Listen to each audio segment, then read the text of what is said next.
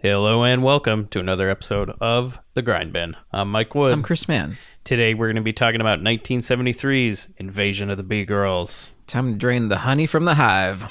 Hey, Bobby, I got the money. Yeah, I made the team. But you're a hooker. Get that goddamn thing out of your mouth. We're setting knockers. Spooky ain't got no real poetry. Brenda. We're gonna play a little game, baby. I just love fun and games. Get a little girl all hot and horny. You could have looked decent once in a while. And maybe Daddy would have had to kill himself because he couldn't get it up anymore. What a shame. Come on, just step on the gas before we get creepy. All right, well, I have a little bit of a correction for the Van Nuys episode, believe it or not. Oh. This came from my own dad, who was apparently listening to our podcast. A very reliable source. He says that the Kansas City Glitter Girls were actually very famous. They were the cheerleaders for the Kansas City Kings, which was an NBA team before they moved. Good for them. The heights of stardom. A crown film. As he put it, everybody was trying to emulate the success of the Dallas Cowboys cheerleaders, who apparently had 2 movies that they starred in. So Makes sense.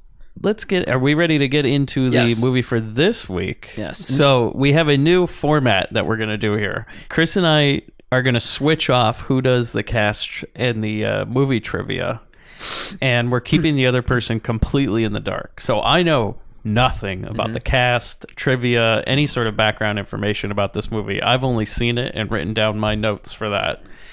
And Chris, you are now the expert on 1973's Invasion of the B-Girls. Those aren't high accolades. Invasion of the B-Girls. It's a 1973 science fiction film. This film is the first film for adventure writer Nicholas Meyer, who is a heavy hitter. I'm going to explain to you why. I'm a fan of Nicholas Meyer, and I didn't even know it. Really? So, it was written by Dennis Sanders and stars William Smith, Anitra Ford, and Victoria Vetri. Now, a sequel does exist in the form of a play, actually. Beyond, yes. For the stage. Yes, for the stage. Amazing. Beyond the Invasion of the B-Girls, produced by House of Dames in 1998 in Seattle, Washington. Wow. Yeah, and this film was also released in the UK under the title Graveyard Tramps. I like that because there's only one scene in a graveyard, and are they really tramps? Like, we'll get into it. Yeah, anyways. I like that. No, the synopsis of this film is listed as such. A powerful cosmic force is turning Earth women into queen bees who kill men by wearing them out sexually. So I read that, the synopsis at least. Mm-hmm. I don't know if I think, like, are they all queen bees? Because I thought just the main the lady one. was the queen bee. Yeah, I thought that too. I thought they were all, like, kind of the worker bees. Yeah, because isn't the queen the only one that mates? Well, I guess they all do mate, actually. So then they're all How queens? can you have multiple queens? You can't. Oh, well, okay. You know, Keep we're going. way Keep going. too much yeah, thought we'll in get that. into this with the movie part. Dennis Sanders, director, born in New York, 1929, studied film at University of California. In 1954, he won an Academy Award for his best short film for his thesis master's project, A Time Out of War. And in 1969, he won a second Oscar for the documentary Czechoslovakia, 1968. Now, Okay, hold up. Yeah. So the director had won 2 Oscars before making this movie? Yeah. Huh. Yeah, it makes you wonder. Doesn't show. Does not show.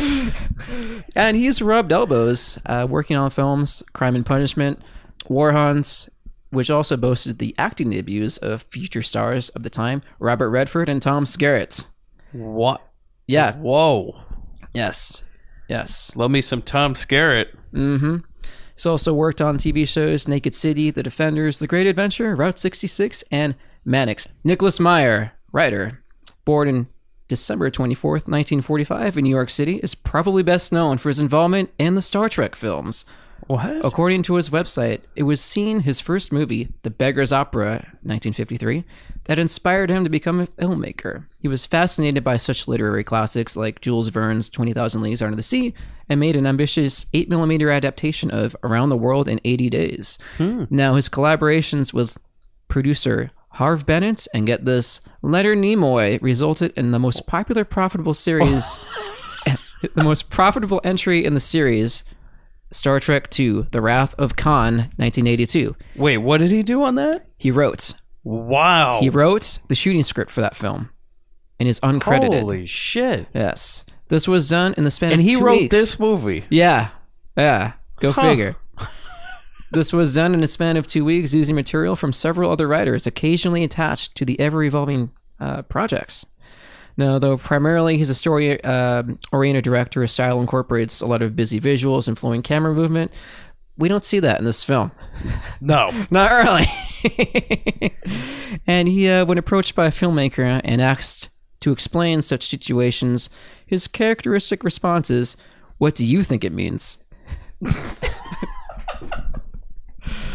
So a bunch of people will come up to him and ask him questions, and his only response is, "Well, what do you think it means?" Yeah. But get this, a man who has won 16 Oscars is allowed to say that. 16 Oscars for what? Too many to name, actually. Whoa, Too for many to writing? name. Yeah. I need some names. I need some Let me names. get these here. The man who wrote this movie Yeah.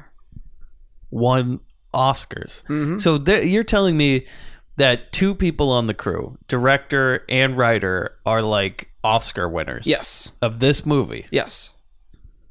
You know what? I would have never guessed that. Nope. Okay, so for some films that he won time after time, Star Trek II, The Wrath of Khan, he also won an award for the George Powell Memorial Award, Star Trek VI, The Undiscovered Country, and another one was Summersby in 1993.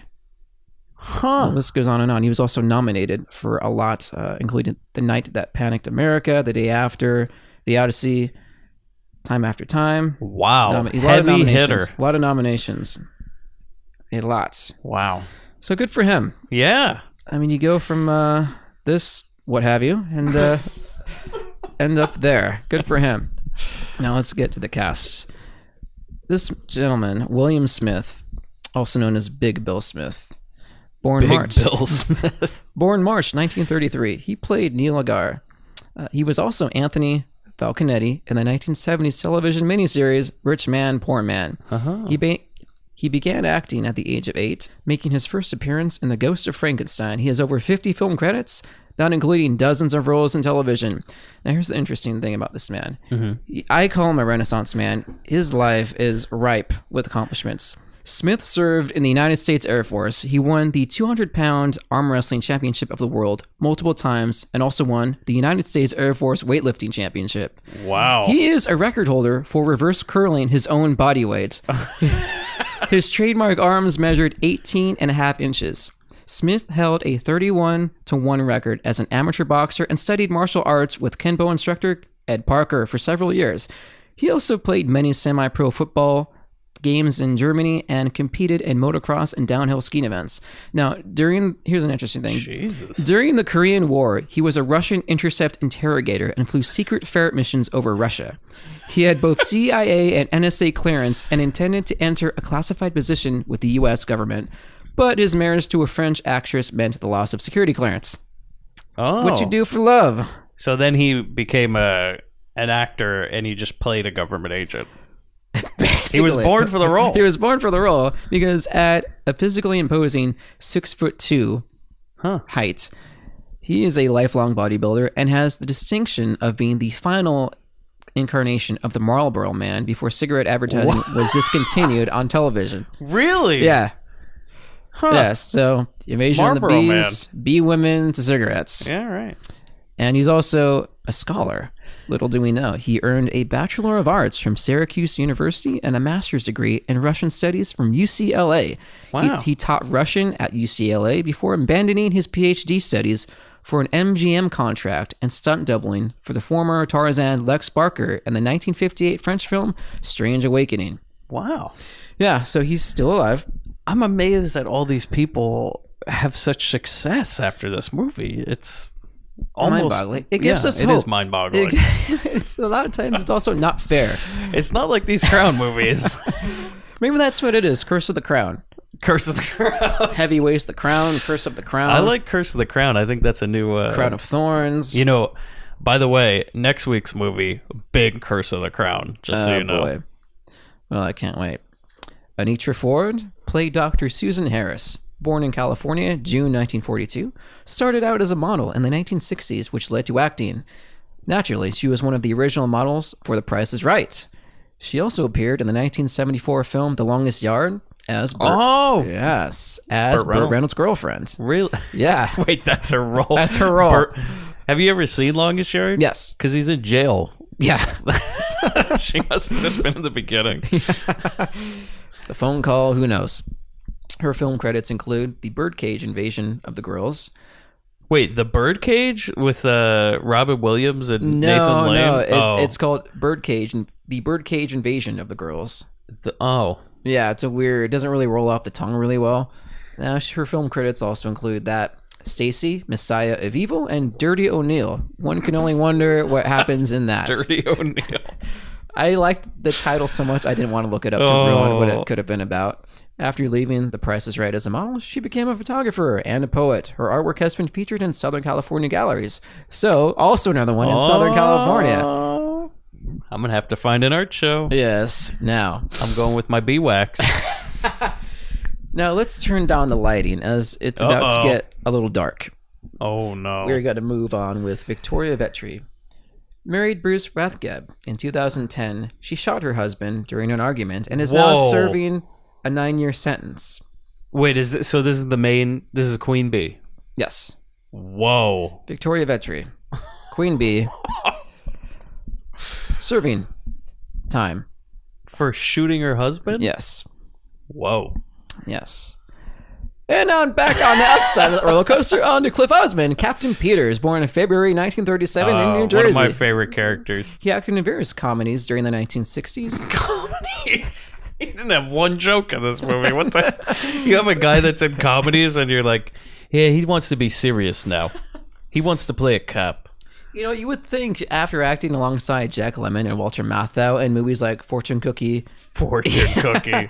he's credited Maybe with... he played the straight man, you know what I mean? He probably did, and that's how he got in, with this one at least, because he has over 100 appearances in TVs and movies between 1962 and 1996. Wow. Now, I'm a fan of his because he also appeared in the Twilight Zone episode, The Gift. Oh, which one is that? Well, there's a gift involved. We're not talking about the Twilight Zone here. We're talking about I thought it was like Girls. one of your favorites or something. I like that. There's a gift involved. Now, in his later years, he became an acting coach in the early 2000s, both in LA and San Francisco, and in 2010 wrote a book about his career in acting entitled Acting is Living, exploring the 10 essential elements in any successful performance. I'm willing to bet this movie is not in that book. I'm more than willing to bet. Sounds like some grind reading. Yes, unfortunately, he died 2012 of pancreatic cancer at the age of 75. Well, he had a good run. He had a good run, yeah. A lot of these... God damn. I'd say the majority of the cast, writer, director, had a really good run after this movie. No Curse of the Crown. There's no Crown International involved here. Only MGM. No one really felt the sting, so to speak. Oh, zinged. Except for one, fortunately, but, you know.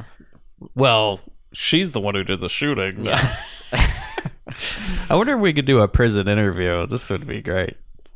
You know, do you wonder if she's like the Queen Bee of her prison? I gotta know. She's got a name. That's her prison name. Is Queen Bee. I gotta know.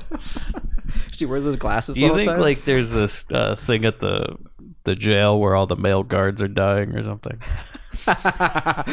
Yeah, we hear about these bees buzzing. We don't see anything going on. We find these guys in their back with a giant erection. We don't know what's going on. Oh, so you got any more? We got some trivia. Oh, okay. Let's get to it. Hollywood newcomer Nicholas Meyer tried to have his name removed from the screen credits. Okay, so the guy who won the Oscars for other movies for writing was like, take my name off this shit. Yeah, exactly. Wonder why. Well, he was talked out of it by his manager. Another fun fact, I don't know if you want to leave this in, none of the female cast members have B cups. Okay, that's obviously somebody went on to IMDb trivia and's like, you know what? This movie's called B Girls, but they're only double D's. Yeah. Very observant.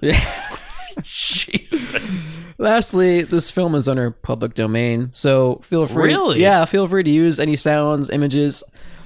Great, I will. Yeah, go at it. The Parents Guide to this film. If you have young ones, Somebody wrote a parent's guide to this. There is a film? parent's guide to this film. For God's sake! Now, this film features, according to this guide, sex and nudity, sex scenes, brief nudity, and long-term nudity. Overall, probably a solid 5 minutes of nudity involving 10 or more women, breasts and butt normally 10 seen. or more women? Only Bush seen once through sheer panties. To quote. Violence and gore. Okay, I'm sorry. Parental guidance. So you think some guy's reading this to his wife? He goes, "Well, it says they only show Bush through panties, so I think that's okay for the kids." All right, I mean, he's been in the shower with us, right? He knows what's going on down I there. don't even think he knows what a bush is. No, he thinks he won the office in 2000. Violence and gore. A laboratory bursts into flames with several people electrocuted Can't wait to or get to that burnt scene. into the process. A woman trapped inside tears at her face with blood flowing. 3 men attempt to rape a woman. Some fistfights. Yeah, I don't think this is a movie you should show to children at all. No. I don't even know why a parental guidance was written. So. Or anybody, for that matter. I mean... So, do you have any more trivia? That's all she wrote. This movie is pretty sparse as far as trivia, because I feel like nobody really wanted to let anyone else know they were a part of it. Therefore, not a lot of information is known about the production. Not even budget. Not even gross.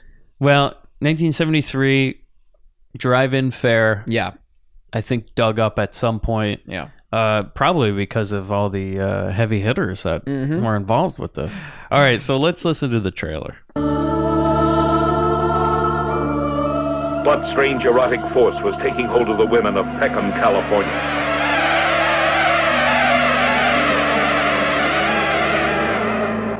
What orgasmic ritual unlocked the hidden sexual appetites of these women? What changed them from everyday housewives into ravishingly beautiful women? What bizarre secrets threatened every man in town?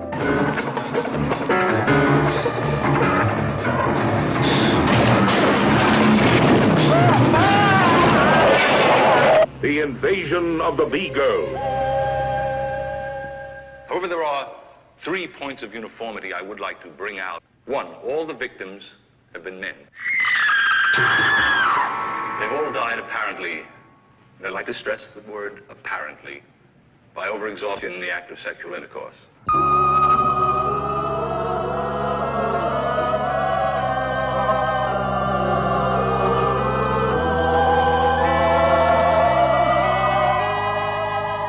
Total sexual abstinence. Well, let me tell you something. Me, for one, ain't gonna give up a little pleasure I get from screwing my old lady, or anybody else for that matter.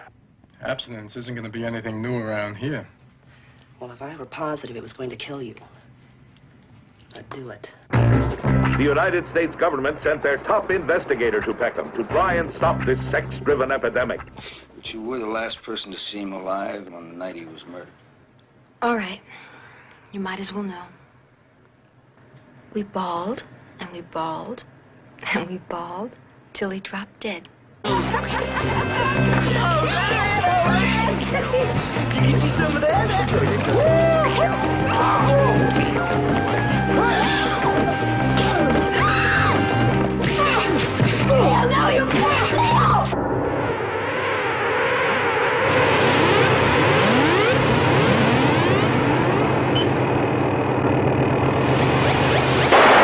The invasion of the B-Girls.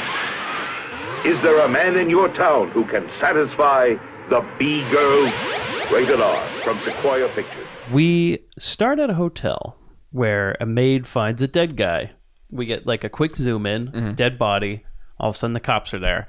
And I love this line, is the cops talking to, I guess like the maintenance guy there. Yeah. And he says something like, so one cop comes up, he says, his name's John Doe. And then for some reason the maintenance guy chimes in and goes, John Doe is a legitimate name, officer. John Doe's a legitimate name, Captain Peters. So then they go, oh, we found his ID, Grabowski. And you look at it and it's like the worst fake ID ever. And they are so proud of this idea. They did like this quick zoom on it, like to be so dramatic. And it's like, well, now we can see how terrible it is. Thanks. It looks like fresh out of the laminating machine. It's like when you were in elementary school and you'd like laminate a name tag for yourself. So then we cut to either stock footage or illegally gained footage of the nation's capital, where the camera just kind of like pans down real quick, freeze frames. It has that fisheye effect to it too. Yeah, It's really like bad. Super fisheye. Yeah. It know what, looks like somebody brought it out of a backpack. Yeah, it was like a spy camera. Like they just went up to the Capitol. He's like, "All right, go, go, go, go!" Sniper, down. So then the title comes up. We get this great music that's playing underneath us with it, and then we cut to printers printing something serious. Yeah, government stuff. It's got to be. It like zooms in and says something about contamination or something. Who knows? Because I didn't know we were supposed to be reading at this point. Because I started like, all right, that's nice. Oh, and it's like 10 seconds later. Oh, it's still there. I better start reading. And then then the first line, and then it's already gone. I'm like, oh, well, I guess I'm in the dark for this one. Fuck it. I'm not rewinding. I know. Then we cut to, which is my favorite thing, kind of like in Dangerous Men, another movie we covered. Just a plane taken off. Do we know what this has to do with anything? Or it seemed like the universal way of like things are happening is to just show a plane taking off. Like, look, something's going on. Yeah. Right. And I guess now you could say that it's like the government guy getting on the plane, but we don't know that. We don't see him get on the plane. No. We just see planes taking off. Things are happening. Printers printing. Unfortunately, no cop cars, so not everything's going on. No. Well, okay, so then we have the cop. He's interviewing the wife of the deceased man, Grabowski. So Mrs. Grabowski. Okay, I need this name Grabowski. I didn't, for the first half of the movie, you don't hear a GR. All I hear is Lebowski. So I thought his name was Lebowski. I'm like, oh, hell yeah, that's where he got it from. And then halfway through, I hear I'm like, oh, Grabowski. Well, never mind. Okay, wait, hold on. So yeah, okay, I remember it now. He's interviewing the wife of the deceased guy, Mrs. Grabowski. She cries. There's like nothing going on. Then, okay, this is where it's really weird because this movie, the geography, I get very confused. Yeah. Because all of a sudden we cut to a coroner with like a bloody sheet, and I thought she was in the room. Yeah, like so did I. IDing the body. I'm like, oh well, that must be why she's crying, because her husband's dead on a counter and there's blood all over the place, and this guy's like packing it up with these scalpels and everything. This coroner, he looks like he works at Home Depot because he's got like no apron, nothing. Put a bloody sheet, packing it away. I was like, man, this seems really grisly for the white. Oh, they're not in the same area. But I loved how this coroner, by the way, we're going to cut here multiple times. The camera never moves, and it's always like just put it in this one corner. Yeah. Like you could tell they just shot it in the guy's office or something. Like it looks like the same office where the cops are. Yep. But they're like, just point the camera up at the ceiling. Nobody's going to know. Don't need to change the lights. It's going to be plenty good. It's plenty good. We learn that he died because of coronary thrombosis, which will come into play later. Then we get another shot of a plane landing. Shows like, yeah, things are going on. We're going to and fro. And I thought this was the only thing because they just cut to the cop, Sergeant Peters, now interviewing somebody else. And I was like, well, I guess you couldn't cut from cop to cop to cop. Yeah. So they had to do something, plane landing. Definitely either stock footage or they just ran out to LAX like, all right, get that plane, get that plane, get that plane. All right, good, Close let's go. enough. Pack it up. Close. So he's interviewing this guest staying next door to Mr. Grabowski that night at the hotel. He says he didn't hear anything except a humming TV. He says it was like, oh, it was when the TV went off air, which we don't know anything about, but No. I know from Poltergeist. Poltergeist, yeah.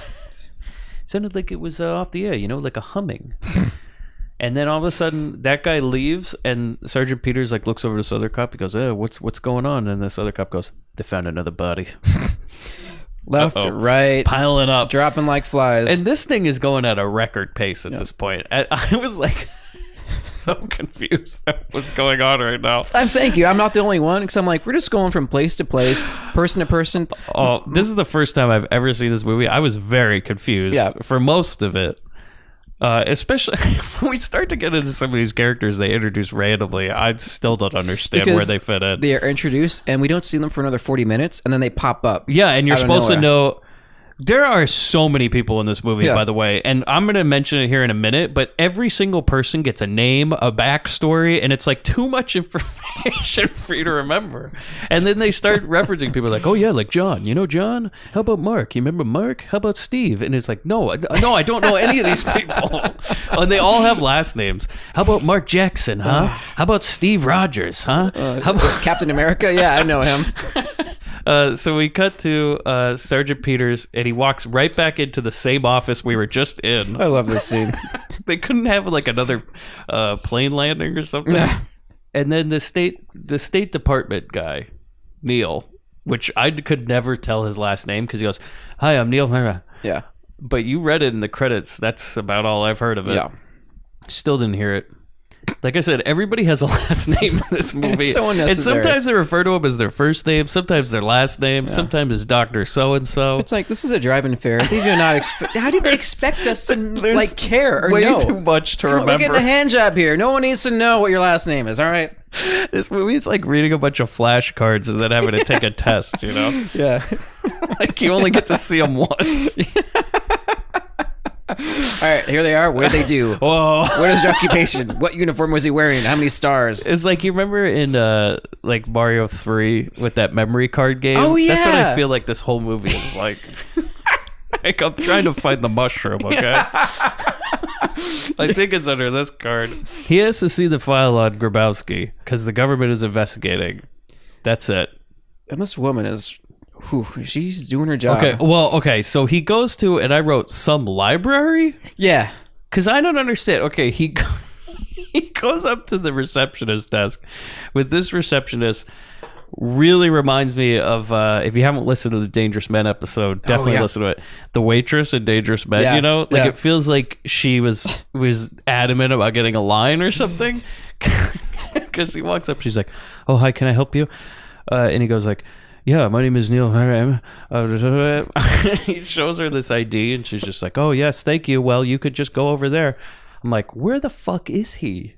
What is going on? It looks like a library. It's supposed to be something high clearance, apparently. Let me tell you, I didn't know until over halfway through this movie that the woman we're about to see is not a librarian. Nope. I just wrote down librarian. Yeah, I didn't even know she had a name. She had the librarian hair, the glasses. Yeah, okay. So I wrote, I guess he's at a library because the next shot is after he gets by this desk and he shows his ID, which, why? I don't even know why that's in there. He's like sneaking around a bunch of book stacks, but I'm all, okay, wait a second. He got clearance to come in here. But he walks into the room regular, and then he just starts, he kind of like gets his shoulders low and he's like sneaking around. And I'm like, wait, what is he doing? You don't have to sneak around a public library. Yeah. And you have the clearance. What is going on? To be there. So then he bumps into what I put as librarian. And she like drops some books or something. And then he asks to see a file. And she's like, oh, you're not allowed to. And he's like, don't make me pull rank. Yeah. I'm getting tough. Fucking hard ass. She goes and gets this file, and he just makes himself right at home and starts like picking up her mail. Going through her desk. Yeah, okay. It's my favorite. So he goes through her desk. And this is amazing. He pulls out an 8x10 photo framed with, okay, this is where it gets weirder. Framed and autographed. Yeah. Autographed. Of the guy who died. And I was like, do you think that's just his headshot? Like, why would he autograph a picture of himself? And I really wanted to like rewind it at some point to see if I could read what he wrote. Like, thanks for the ball, John. Thanks for lunch. What was this? She walks up and she's like, hey, what are you doing? And it's like, oh, well, first of all, why was this 8x10 just sitting in a drawer? Was she trying to hide it? Like, well, I guess he's dead. I better put this away. I don't want to throw it away yet, but yeah, I'll file this away, you know? It's a little morbid right now. A little necrophiliac in me, you know what I mean? I don't want to look at it all the time, but I feel like when I open the drawer every now and then for a pen, it's a nice reminder, you know? The time you stuck a pen in me. By the way, in this movie, if anybody has information, they pretty much just give it away right away. Because he comes up and he's like, all right, what's going on? She's like, all right, we had dinner that night. And he's like, oh, really? Had dinner? And she's like, oh, fine. You want the whole story? You didn't exactly grill her. His wife knew. She knew. And then here's the quotes. She goes, "Then we went to the hotel and it happened." Neil responds, "What happened?" And she goes, "We bawled and we bawled and we bawled till he dropped dead." We bawled and we bawled and we bawled till he dropped dead. Then he says my favorite line in the whole movie, "Touche. Let's go to lunch." I was dying. We bawled, and then he dropped dead. Touche. Let's go to lunch. Okay. There you go. Arrest her. Like, case closed. Touche. Let's go to lunch. Which, by the way, he dropped dead after she had sex with him. She admitted it. But she's not a B-girl. Yeah. She's just that so good. So what? No. He's the one. He dies of coronary thrombosis like everybody else. Yet she's not a B woman. Explain to me that. I can't. I really can't. Unless she secretly is. Maybe they wanted us to look really deep but into they that. wanted to like turn her into it. Okay, we'll get into this. She's but not this one makes yet. no sense. No, it does not. No sense. Like it should have been like she had sex with him and then she left. And then another And B. then maybe we find out later another B woman went in there. But no. And by the way, this lady is the most pathetic excuse. It's like She's All That style, where she's a very attractive woman, and they're like, let's just make her ugly, put her hair up in a bun, put glasses on her, make her wear like clothing that goes up to her chest, all the way up to her neck, put her in a turtleneck. Give her Mother Teresa look. Yeah. And like there's multiple times when he says like, oh, what do you, or he goes something with this guy, he's like, oh, I'm going out with so and so tonight, and he's like, oh, that girl, yeah, she's real uptight. Yeah, chastity, oh yeah. They're trying so hard to like just ugly her up, and it's so and it's like not necessary. It's insulting is what it is. Well, okay, so the whole movie is insulting because this is a movie about a bunch of older scientist men, all these scientists that work in a lab. God knows what they do at this lab or what company it is or whatever the hell it is. It's a giant Faraday cage for some reason. There's mice running around. There's a giant radiation chamber. So it's a bunch of these old men scientists who work with a bunch of very attractive female scientists that they constantly cheat on their wives with. And it's in a little town. So it's like whoever was hiring the women at this was like, well, we only want good looking scientists in this. Like I can only imagine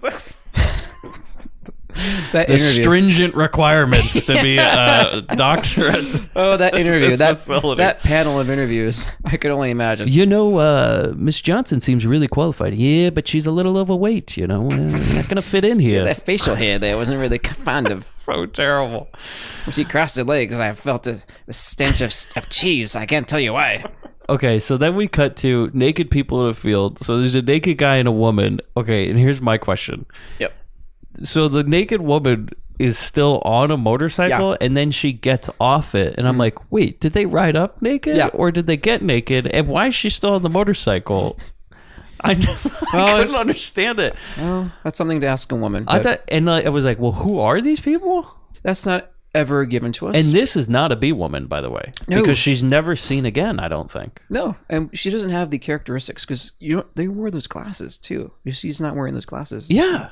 This one made no sense. Yeah. Just like the first death. Yeah. So I'm like, well, if they're going to use the term ball, so am I. They ball in the field, which I really like because there's lots of back, and then they just roll down the hill a lot. So like they start at the top of this grass hill, and they're kissing and just rolling and rolling. Yeah. I would have liked it at one point if he got dizzy. They both threw up. Yeah. So then all of a sudden we hear a lot of bees swarming, and then the guy just dies, and the woman walks off. And that's that. Then we cut to a restaurant, and I put there's lots of scientists librarian is saying so. Okay, yeah, I wrote down her name as librarian because I still don't know her name. We're gonna get to a scene where somebody calls her a name, and I'm like, then somebody calls her something completely different, and I got really confused. So we cut to this restaurant, like a cafeteria. There's lots of scientists. They're all sitting at their tables, like one male, and then he's got to have that attractive woman scientist near him. Because they need their gumas there at the facility. So the librarian says something about it being a small town and something about these scientists. Neil is not listening, which I love. Like, she's always trying to explain to him what's going on, and he's just like staring vacantly at something else. And then she'll finish a sentence. He goes, "Yeah, what were you saying?" Boring you, Mr. Egger? Oh, I'm sorry. You were saying? It's like, if we can't disrespect the women enough in this facility, it's like, let's have her say all the exposition, but then, because we know all the men in the audience are going to be rolling their eyes, we'll just have Neil go, "Yeah, what'd you say?" And then they'll just laugh. And laugh. Hey, you hear that, honey? Yeah, what she said doesn't matter. Pick up a mop. So then she starts talking about some doctor and he's in charge of the sex research. But she hasn't seen him with a woman. And it's odd because he's the sex guy. Mm-hmm. And then Neil asks something. He's like, is he straight? Yeah. I'm going to pull that card. And she's like, I don't know. So then we cut to people having sex at a party, which is like this. Remember, they cut to that scene. Don't know where this party is. Don't know who these people are. It's all of a sudden like this black silhouette of this woman and this guy, and then she like gets naked. She takes a really long time to get naked. They make out, and he says something like, "Go take your clothes off." And she's like, "Okay." And then she goes over to this wall, and then for a good 2 minutes, we watch her like unbutton every button on her blouse. Yeah, I would have liked it if at the end, when lights came on, and like he's a skeleton, he's wearing a shirt. Well, it's so long, it's almost punishing to the rest of this film. Yeah, so we watch this woman get undressed in a horribly lit scene. And by the way, the production values of this movie, oh my god, super chick level bad. Yeah, it's man. If this were in black and white, it would have been passable as like noir art. It would have been an art house film. Had this film been in black and white, so you can like barely see anything as she gets undressed. And I don't mean like, oh, we can't see her body. No, we can't really see anything. No. So then she gets undressed and then just sits on top of a dead guy's hand. Because she goes like, "Oh, you're already laying down?" Because like it's like, well, you did take a long time. But then he like for some reason comes behind her from like a closet or something. Yeah. And I was like, how did he get there?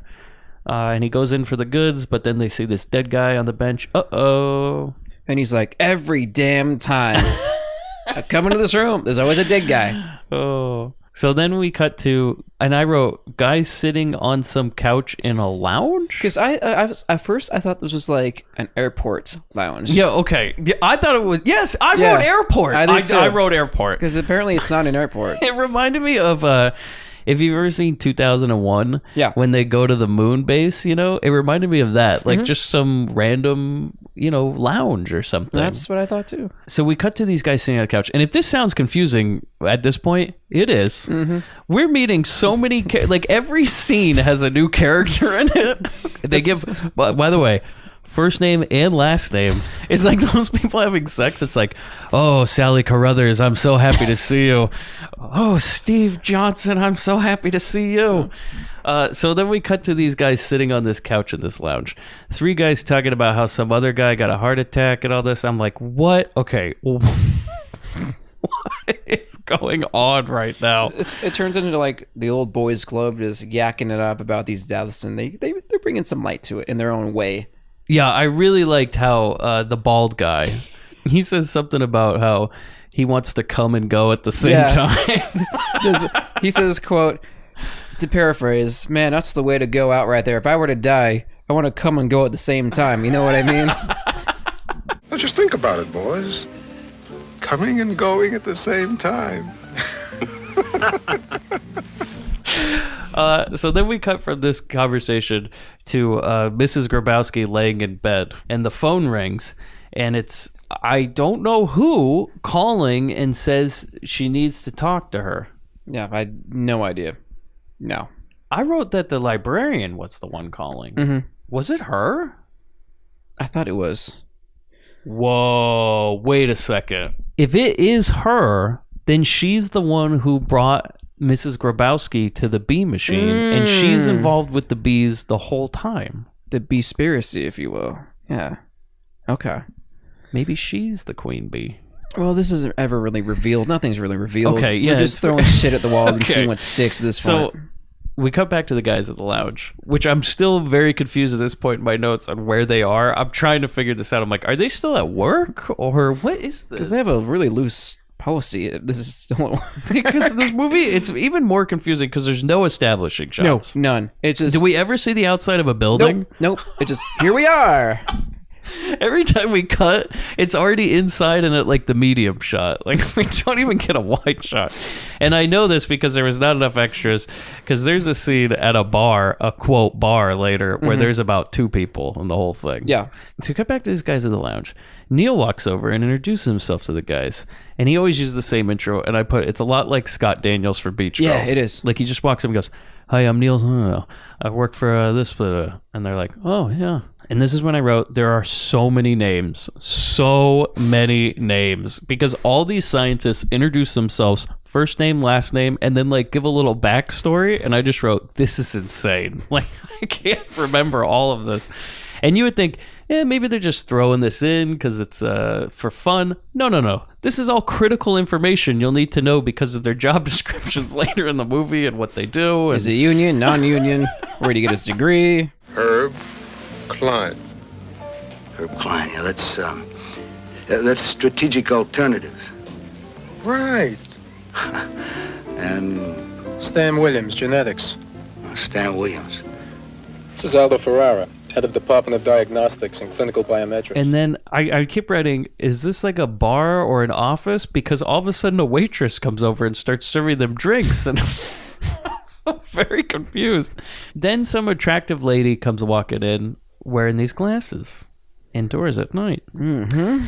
And Neil, he can't pay attention to a conversation so long. No. He's a great government employee. He just sits down at the table. These scientists are telling him all the information, and he's just like, who's this lady? Who's this chick over here? And he just starts staring her down, and they're like, well, he's looking at her. He asks who she is. They say, she's a doctor, but don't even try. Yeah.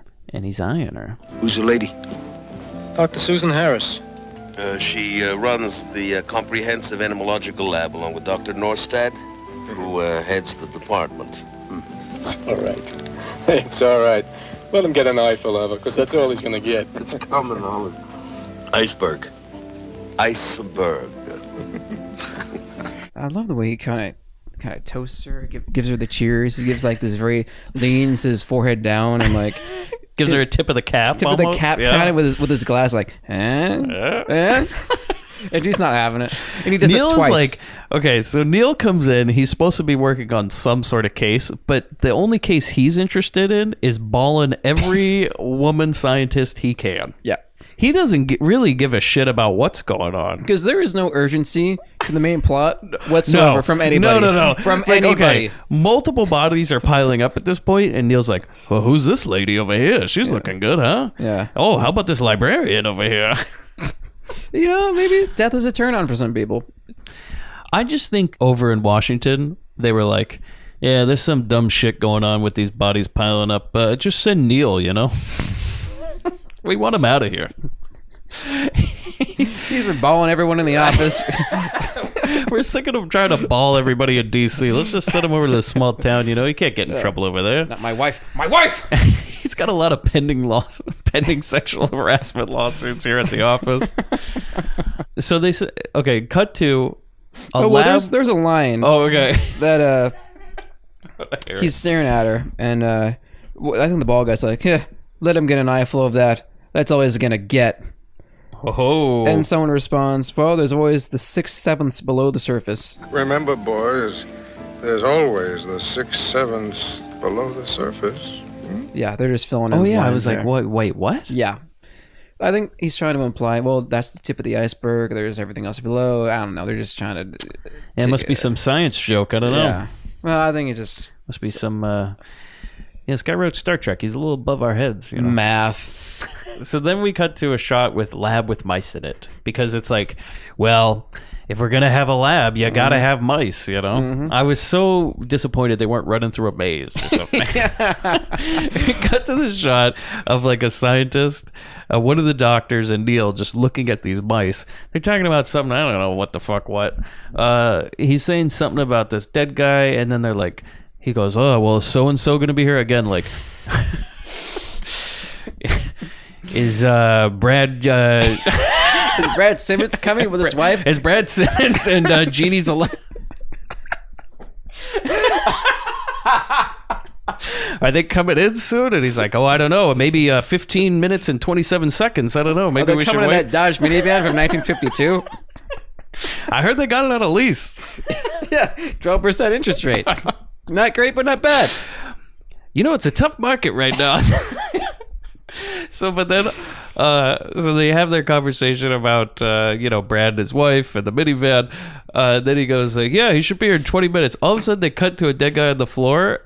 And I wrote, well, that must have been him, because that's it. We don't reference it. Nope. It was almost like they fucked up the rest of the footage for that scene. And they're just like, oh shit. Get the PA to lie down over here. We got real some quick. bad news. Nobody checked the gate.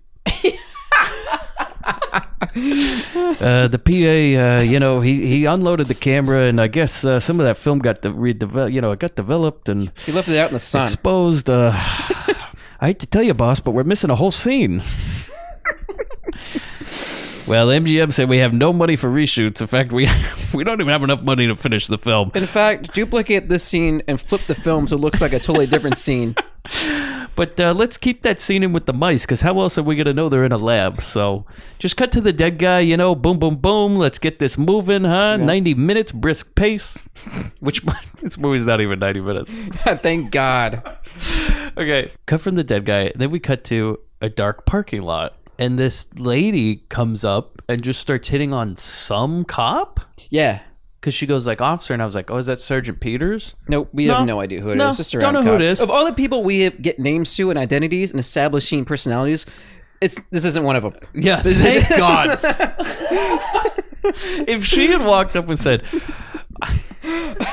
Officer Stevenson, how's your wife Jeannie? Is she doing okay? How's your kid, John and Michelle? Are they doing all right there?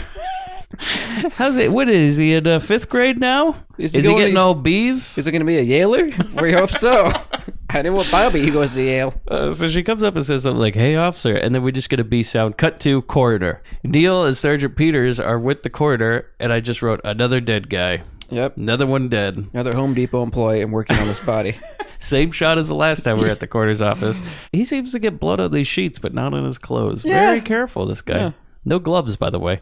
And they can't figure what's going on. And I wrote, neither can I. Cut to, okay, probably my favorite scene of the whole movie. Mine too. It's all built up to this, because after this, let's admit, it's all downhill after this. This day player, this guy, wow. Cut to a town meeting. At first, I thought it was a press conference, because I'm like, oh, they must be, you know, the news is onto it. And then I forgot, oh, yeah, it's like supposed to be a small town. Yeah, alert the CDC. No. So we're in a town meeting. Sergeant Peters names off all the dead guys. First name and last name. All right, everybody, we got some dead guys here. Everybody knows Mr. Stephen Grabowski, PhD, Harvard grad, dead. Drove a Miata. Does everybody remember, oh gosh, poor Justin Johnson, who worked at the supermarket, the teller, great boy. He started as a bag boy, upgraded himself to cashier, really thought he was going to get that assistant manager job. Looks like he's dead. We found him in a field. But he died with a smile on his face. And then we got poor Marcus Samuelson. And, you know, he was a real great union member over at the steel mill. this kid was working his way up. Like, he goes through these people. He gives her, it's like a eulogy. What the fuck is going on? It is the press conference, the wake, the eulogy. Which, by the way, the memorial, all in one. by the way, that's a package deal, if you ask me. There have been 2 scientists, a policeman, a cannery worker, a barber, a gas station attendant, a real estate broker, and a grade school teacher. All these guys are dying, right? Yet there's only one funeral. And they all keep referencing it. At some point, they're like, so you go to that funeral? It's like, well, which one? The dead guy. So then he goes, now let me be very clear. All these men, all of them, we believe died because of overexertion during sexual intercourse. And then I wrote, the crowd laughs? Yeah. Because they all start laughing. Like, it's like, dummies. They should have done P90X.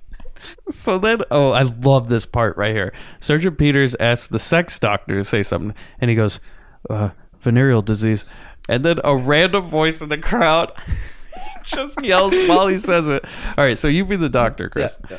Well, I just want to let you know the cause here seems to be, we're looking into the possible cause of venereal disease. Louder!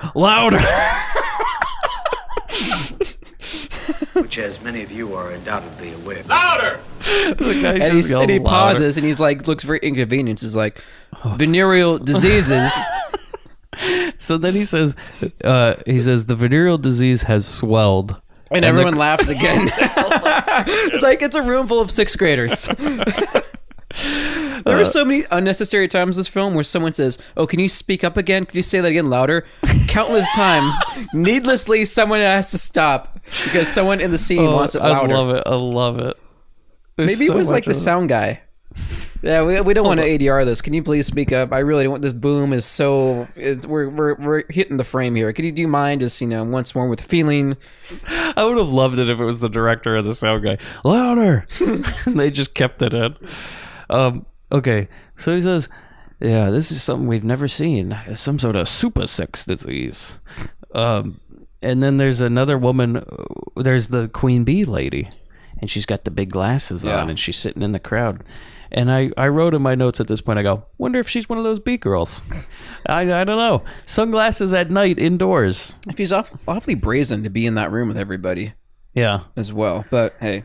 Okay, now we get to the best scene in the whole movie, is the sex doctor says they should all be abstinent for the time being, and some guy in the crowd, this fat man with the yellow shirt, he stands up and he says, I quote, Hold it! Now just hold it right there. This is the stupidest damn thing I've heard of yet. 8 guys are dead from balling, and you don't even know what's caused it. Now, I agree with Sam here that you guys over at Brantwood's done it. Right. One of your goddamn experiments backfired on you, probably. Well, let me tell you something. Me, for one, ain't going to give up a little pleasure I get from screwing my old lady, or anybody else, for that matter. Right. Now, if we have to listen to some more crazy ideas, I'm leaving. And then the guy, keeps getting even more upset about it. And it's like, dude, it's only a suggestion. Yeah. No one's... It reminds me of any of these laws that people are like, oh, well, they're gonna come in here and nobody's gonna do anything. Yeah, nobody's gonna do shit. Write down. So then he addresses the crowd, and I love this part because I didn't understand it.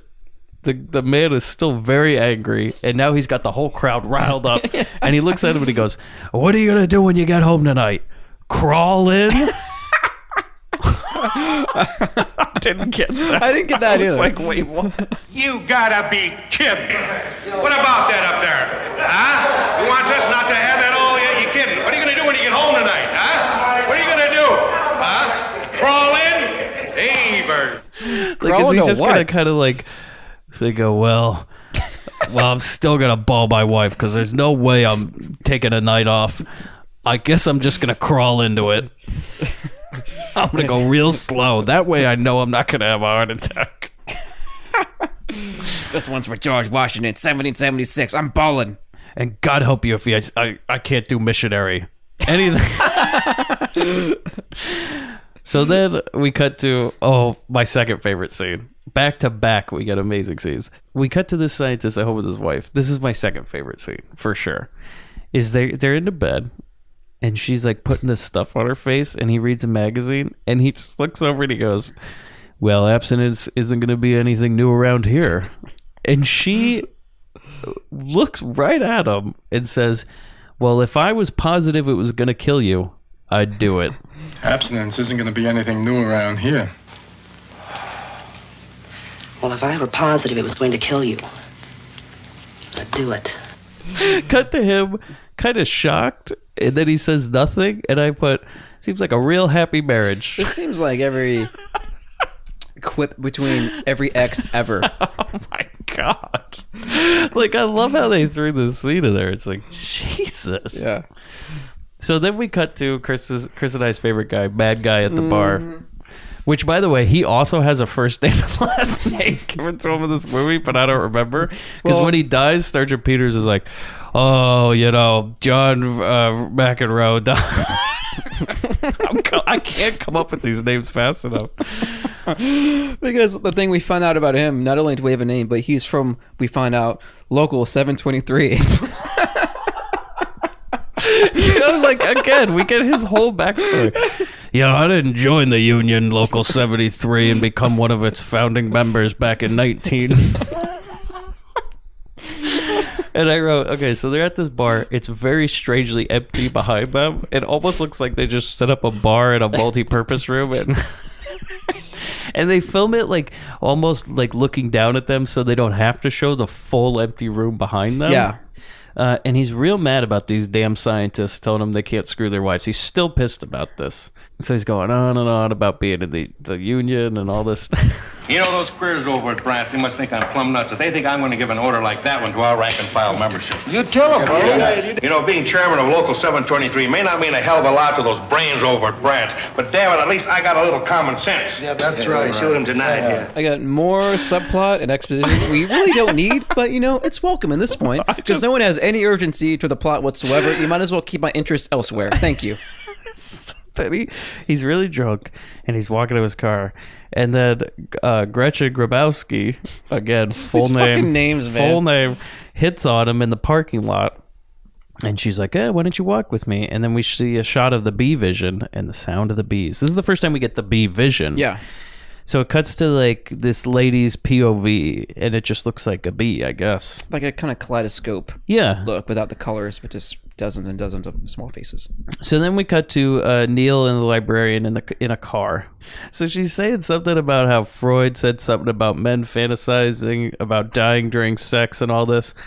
And Neil's getting real bored. Like, it keeps showing shots of him being like, ugh, when's she going to shut up and take that top off? And he even says, and I quote, "You don't really believe any of that, do you?" And she responds with, "No." So why did she even say any of it? You don't really believe any of that, do you? No. And then they kiss. Like, while she's talking, he's like, "Come on, baby, unbutton that top. Yeah, let's go with you. Come on, let's be real. I'm only in town for a little bit, huh? Yeah. Let me take my, Why don't you be nice to me? Let's be real." Let me take my sting in your hive. And I wrote, so why did she give that speech then? If she, because this speech goes on for a good minute. Because we know why, the old standby runtime. Yeah. So then we cut to a shot of the sex doctor just running down the street as a car is chasing him. Again, no reference for what's going on, who's driving the car, what the hell this is. And we'll never find out, by the way. We'll never find out who the driver of this car is or any of this. Neil, the librarian, noticed. They're like, "Oh, that's Dr. That's Dr. Samuelson running down the street." Must be late. They have a great shot of the car running him over, which is very like Blood Diner-esque. Yeah. I thought. Great shot. And then, okay, I love this part, is he like tells the librarian to get out of the car. Or no, they run out of the car to like go look at him, and then Neil drives off to go chase after this car. But none of that will matter, because then we cut to Sergeant Peters on the scene, and Neil's there. Yeah. And they never, by the way, he never says, "Well, I went and chased a guy," or "I found him," or "I lost him." No, nothing. It'll resolve itself, don't worry. "Oh, yeah, we got some real bad news, boss. You know that car chase we spent 2 nights filming?" "Yeah." Well, PA overexposed it. Looks like we lost that scene. Oh, for God's sakes. Good news is we killed the PA. So Sergeant Peter's on the scene. He tells Neil about the angry guy at the bar. He mentions him by first name and last name, occupation.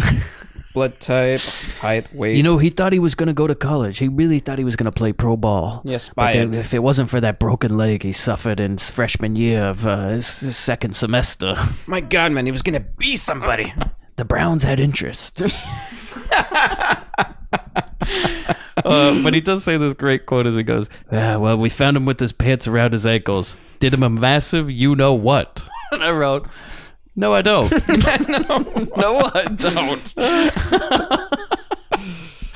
The best part of it is he says, did him a massive you-know-what, and then for no reason at all, this like peanut gallery of 3 other guys are standing behind them, and they start cooing. Like they're like, whoop, whoop, whoop. And then when he finishes it, the guy goes, woo, woo, woo. We found him with his pants around his ankles, did of a massive you-know-what.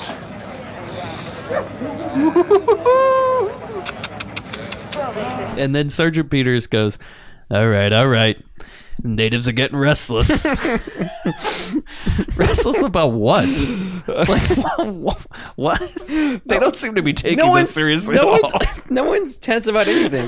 There's no concern to be found in this film. You could look under any rock. Maybe there's concern there. I don't know. It's not here. I don't even know who these 3 guys were. Were they drinking with him at the bar?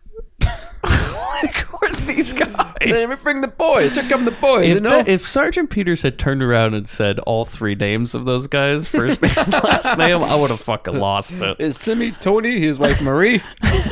You know, he used to be a really good kid, but then he let off some fireworks one day, and it seemed like things went downhill for him. It kind of reminds me of the scene in Goodfellas at the wedding where Paulie's introducing, this is Paulie and Vinny. Oh, sometimes I'm sorry, that's Paulie, that's Vinny. Yeah, and it's meant as a joke in that movie, you know? Yeah. This movie, there's no irony. There's just no humor in it whatsoever.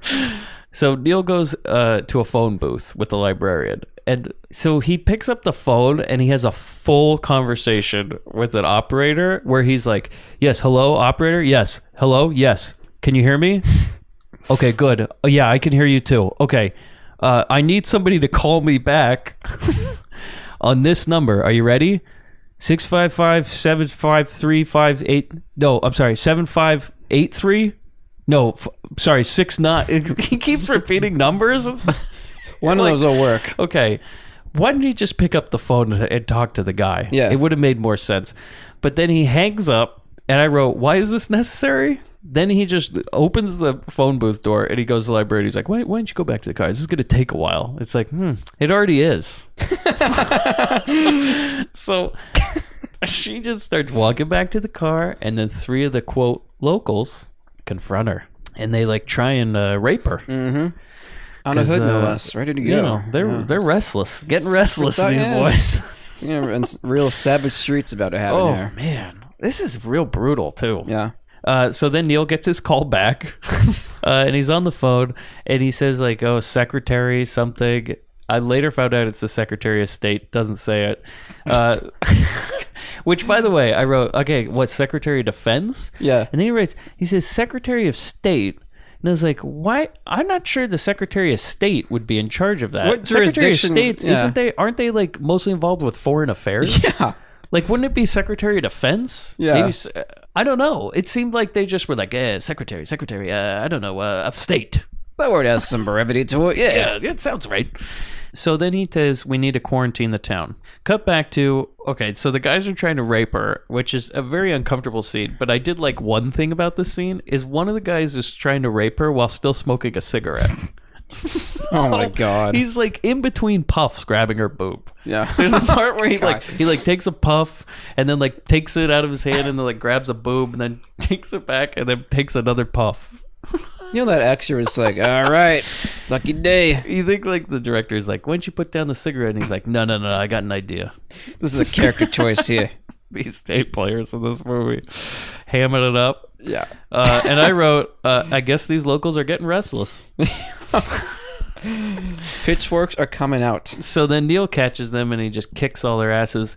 And at this one part, so he takes that guy that was smoking the cigarette and just starts wailing on this guy, like just punching him and banging him against the wall, and the librarian's like, stop, and this scene ends with a shot of that guy like bloody, and I wrote down, did he kill him?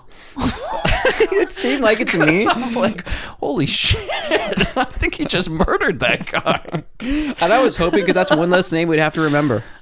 You know what would have been great is if Sergeant Peter's like, Neil, we found another body.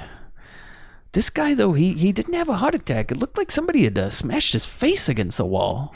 You know anything about this?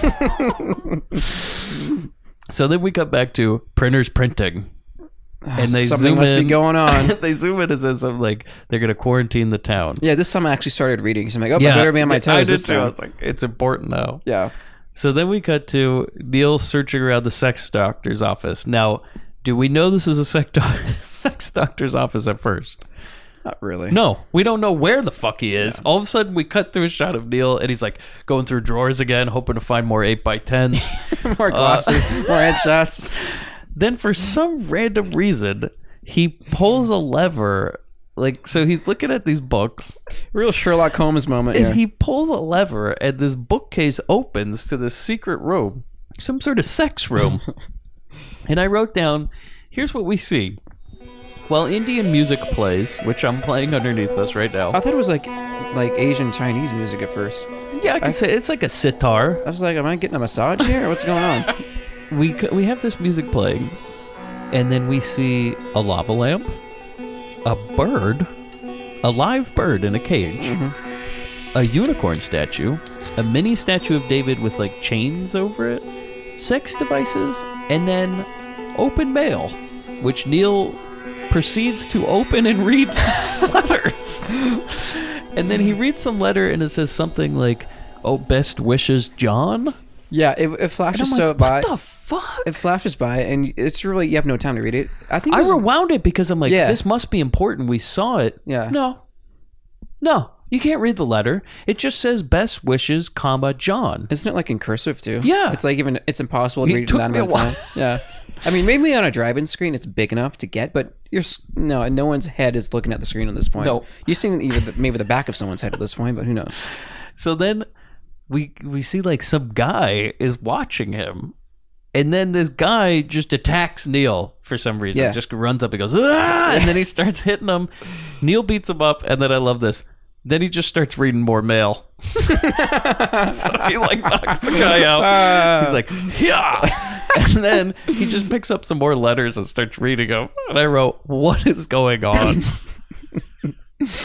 So then, of course, we got to find out. The guy's name is Joe. And I swear there's a last name, but I didn't write it down. And then Neil is now interviewing him.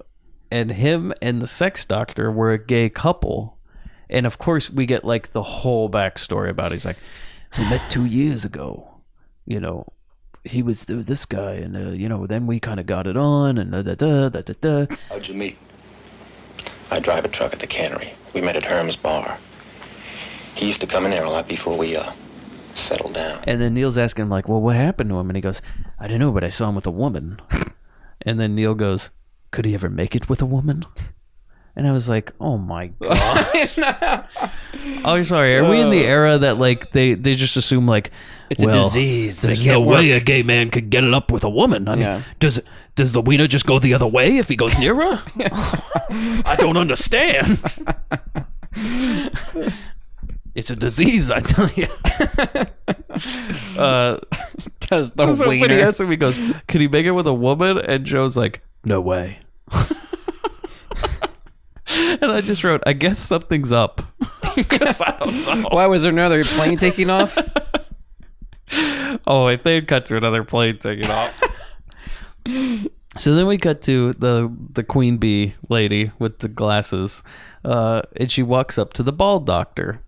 And he's sitting in the cafeteria, I guess? Yeah. I never know where the hell we are in this movie.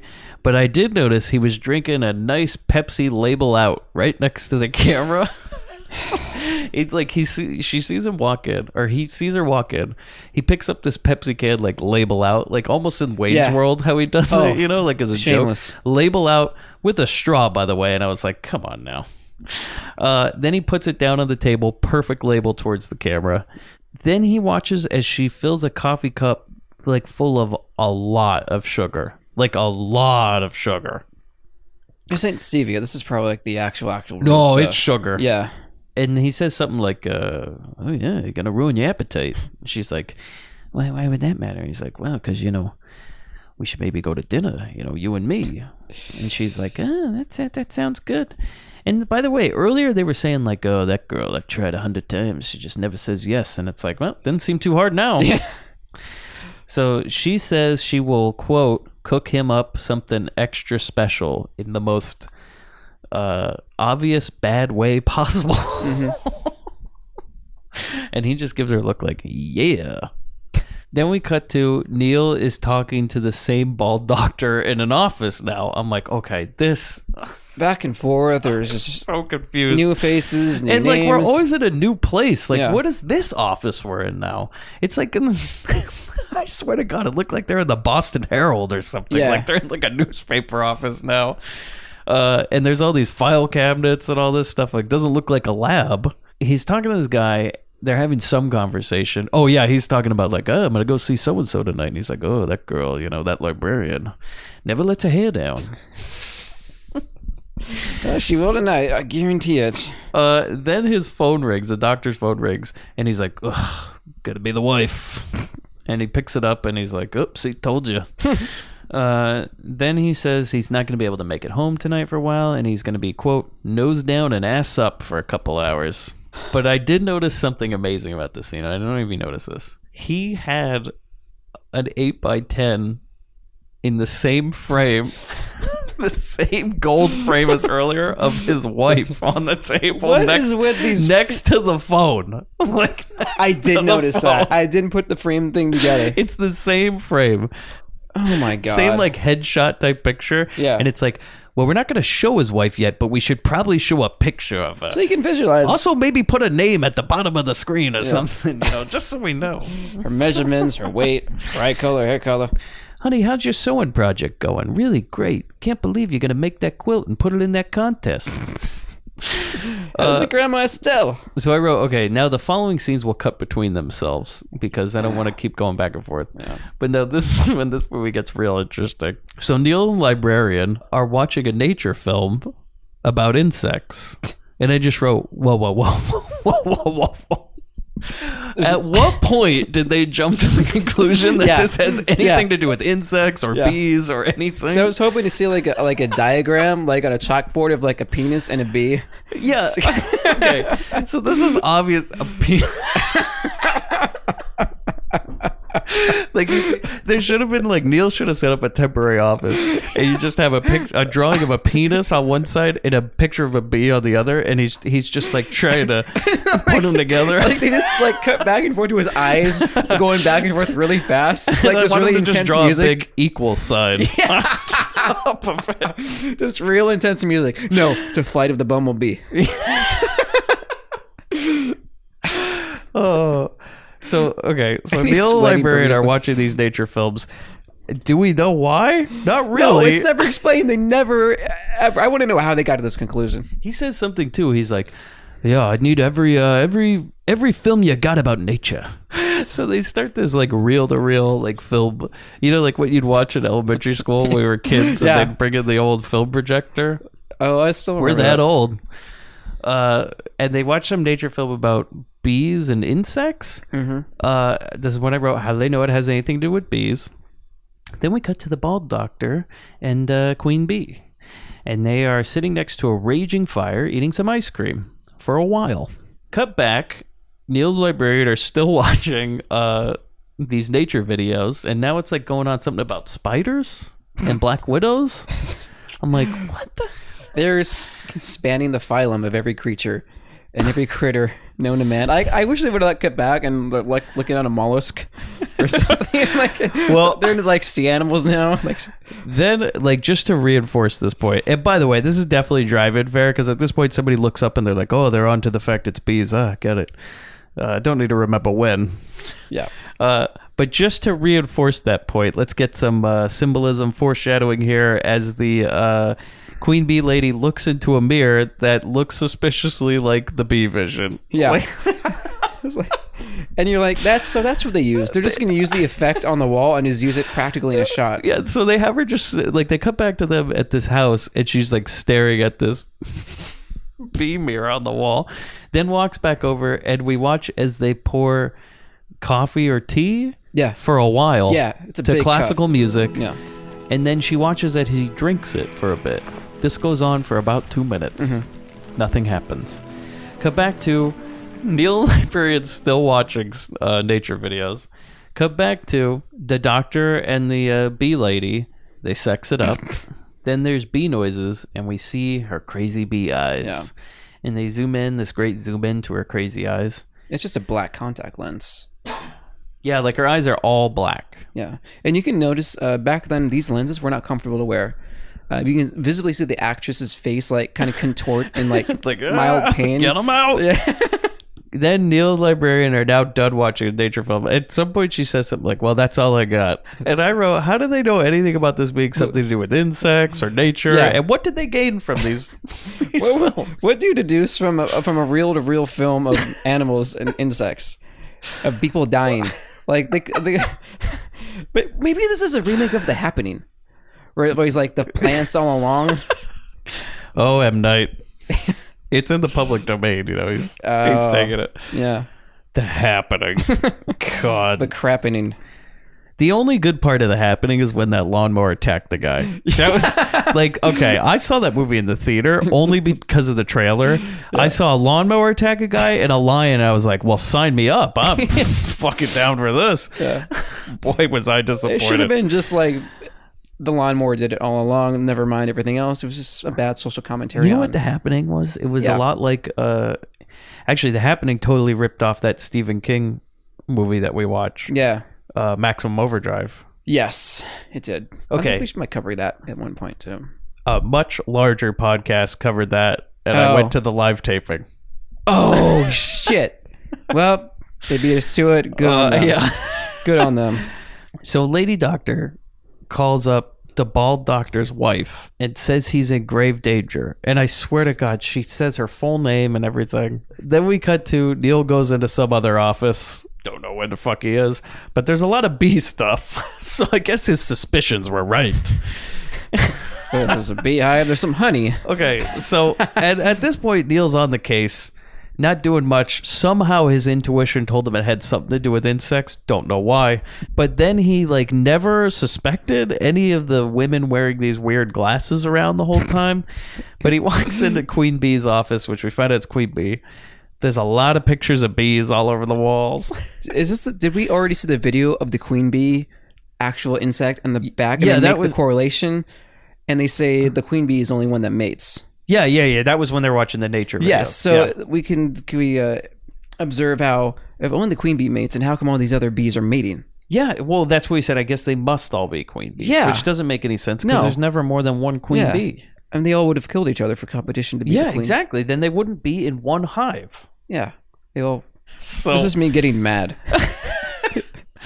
So then Neil goes to this bee office. Lots of bees everywhere. Then he like rings this doorbell and he's like, hey, I need to talk to you. And she's like, okay, I'm kind of busy. She walks in wearing her bee glasses and Neil interrogates her, but he only has one question. So he has the bee lady here. Yeah. He's suspicious of her, but then he goes like, Dr. So-and-so, I have a question for you. She's like, okay, only one because I don't have much time. Okay. How many times does a queen bee mate? And then she goes, once. And when it's accomplished, she never does it again. And he goes, all right, great. And then just walks out. That's it. And scene. So then we follow her as she walks down into some lab where it says there's a bunch of radiation, which apparently nobody knows about this giant underground lab that looks like an entire factory below her office. So she walks down, and the bee women have kidnapped the wife of the bald doctor. And they then prick her with some bee, and we get this great thing where like she becomes subservient, and they undress her. And then they put her into some odd like children's jungle gym type contraption. I was gonna say, why is this familiar? Oh yeah, kindergarten. Yeah. It looks like one of those things, like one of those domes you climb over. You know?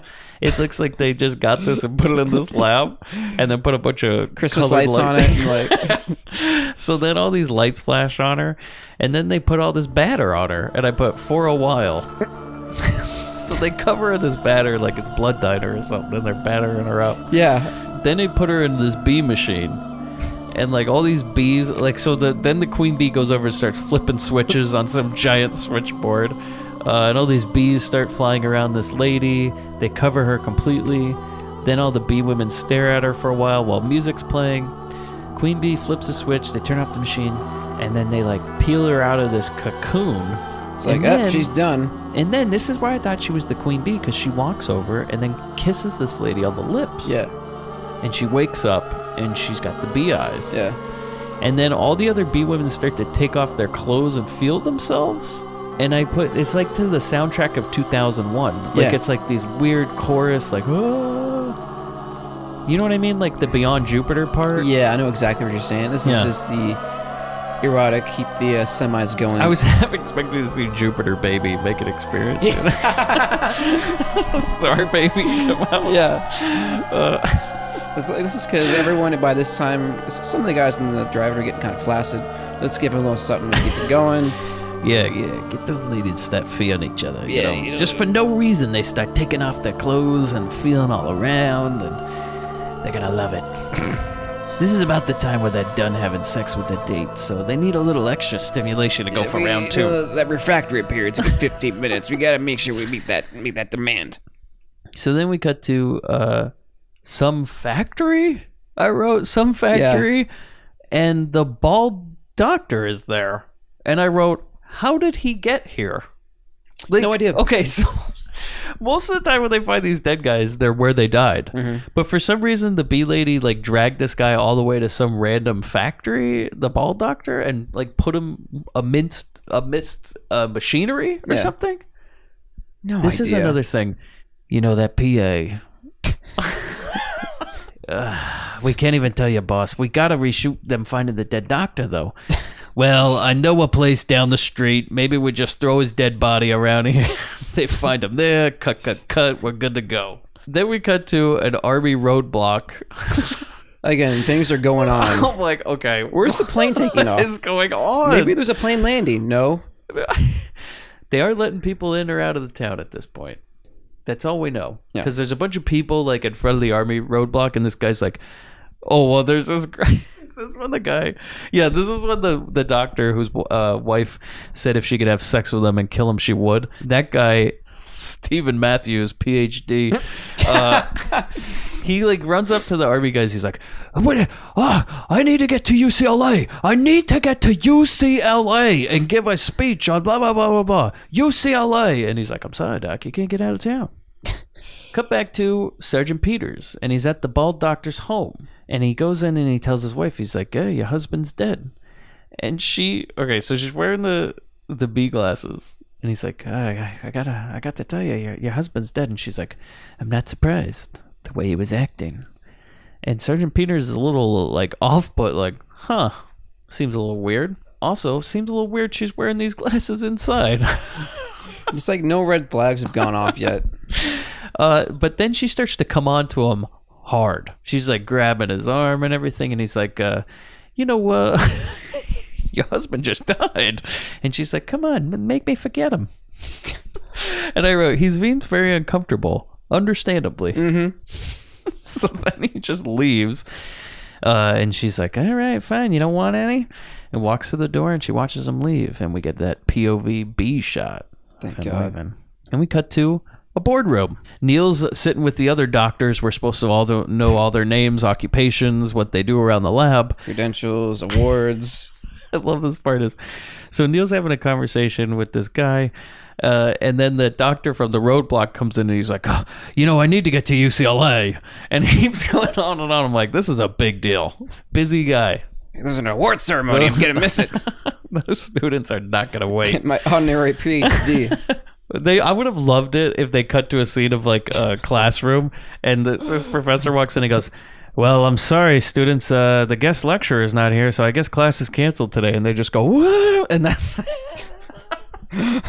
So then they tell him the bald doctor's dead. Then I wrote, the roadblock doctor says, and rightfully so why are we staying around here? Finally, And someone I wrote- with... Yeah. I wrote, I agree. Why are you making all of them stay here?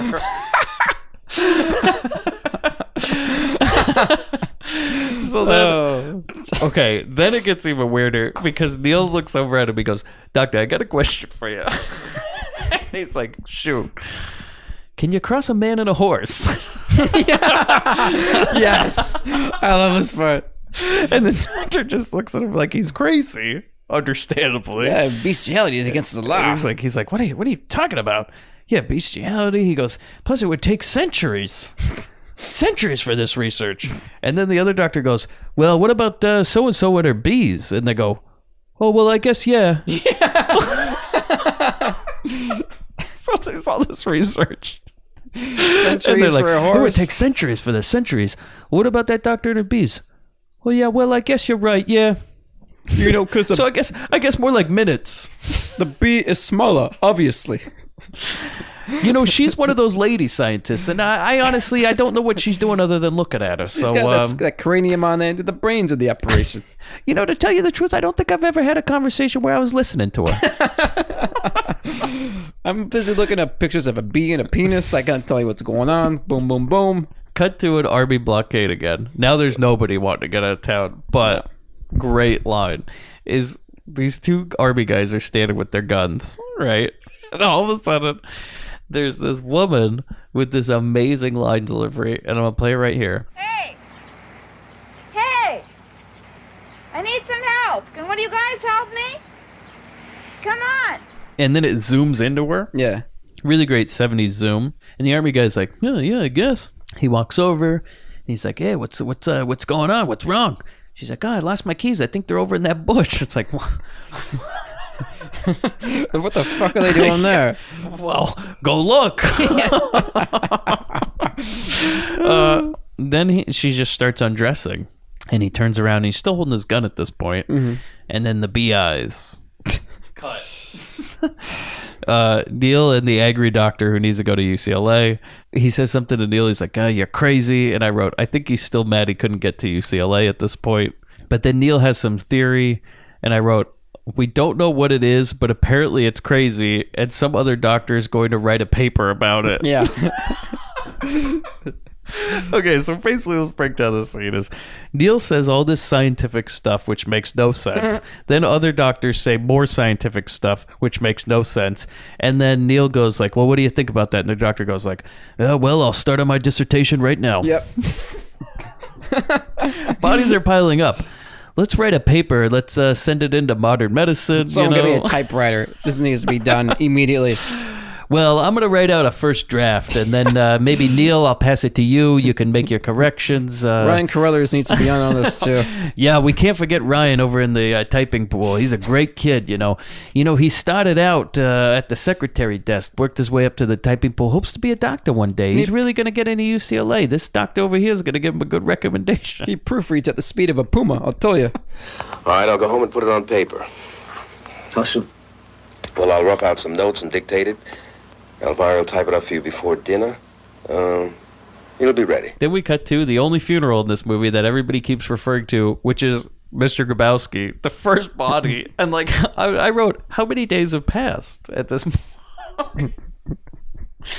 All the bee women are attending. Nobody thinks it's suspicious that all these women scientists wearing dark outfits and dark sunglasses staring blankly. Okay, so they're on like one side of the coffin. Yeah. Like on the one part of the coffin. Yeah. And then all the like other characters who aren't the bee people are like staring at them. It's like, is this a little suspicious? It's Neil, the librarian, and Sergeant Peters, and all the other scientists are on one side, and the bee women are on the other. Then the librarian pulls out some machine. A gamma reader. And then starts turning a knob. And I wrote, I don't know, is this making a sound or a tone or something? No, because all the other bee women are like... Oh, the radiation. It's measuring radiation, the gamma reader. And well, because the one bee lady hears it. Yeah. And she's like, she looks over. Yeah. She's suspicious. Yeah. No, I'm not even gonna get into it. about how that woman must be a bee woman. Yeah. So then the bee woman noticed, and I wrote, "What was that about?" But now you've explained it to me, so thank you, Chris. Mm-hmm. So then we cut to the doctor and the wife who doesn't want to have sex with him unless it guarantees death. He's like sitting on some easy chair, and then she walks in and like she's wearing like lingerie, and she takes off her nightie, and she's now in her bra and panties, and she's like, "Do you still find me attractive?" And he's like, "Yeah, well, yeah, you're my wife." And then I wrote, this scene is very, very, very uncomfortably quiet. It is. Like, there's no music or anything. It's just silence of her getting undressed. And like pants being unbuckled and shirts being undone. Yeah, it's like and usually there's some kind of overture going on here to set the mood and the scene. Is this supposed to be a thrilling scene? Is this an impending doom about to happen? It's just going on. So, and then by the way, do we even know she's a bee woman? No. Because the bee women are always the wife of a dead guy. Yeah. But And this somehow guy's still she alive. is a bee woman? Yeah. Because they start to sex it up, and then she does the bee thing. Yeah. And she starts screaming, no, because he like strangles her with this stocking she left around her neck. Yeah. And then they both die simultaneously. No, I guess Coming and going. How poetic. Then we cut. Okay, here it is. We cut to the librarian at a desk, and then the queen bee walks in, and she's like, come into my office. And she's like, I don't know about that. She's like, no, it's fine. You'll be fine. You're not going to get hurt. Plus, you're a woman.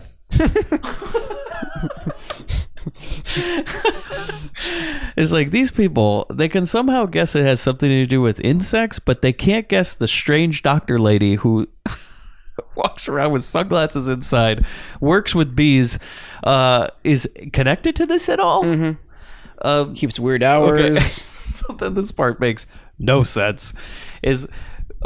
We cut to Neil walking around an office listening to audio tapes of it from a doctor. Yeah. Then we shut.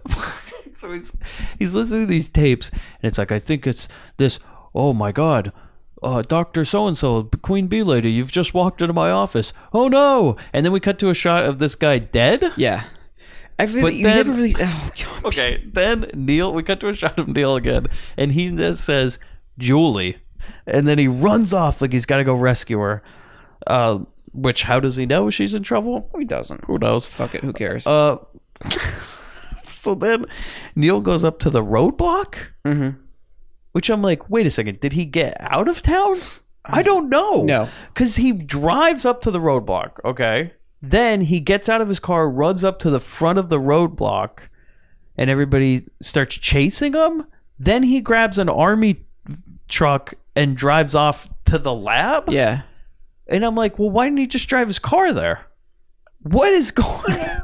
He's ready, on? That army truck is willing to do battle, maybe? He's going to take on the Queen Bee? I don't know. So then we cut to Judy is in the bee machine now. Or librarian, okay? And Neil, we cut back. Neil's like running around the office. He's trying to go down and save her. And I said, I love the music at this part. It's like it's funky 70s soundtrack playing underneath us right now. So then Neil, he breaks into this bee lab. And the queen bee, okay, I love that. This part's good. She goes, stop. I'll pull this lever and she will die. And Neil goes, okay. And then he like walks away, right? And then he just spins around and starts firing wildly into the air with his gun.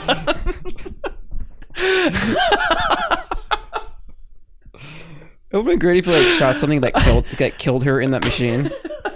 He's like, I'm gonna psych her out right here.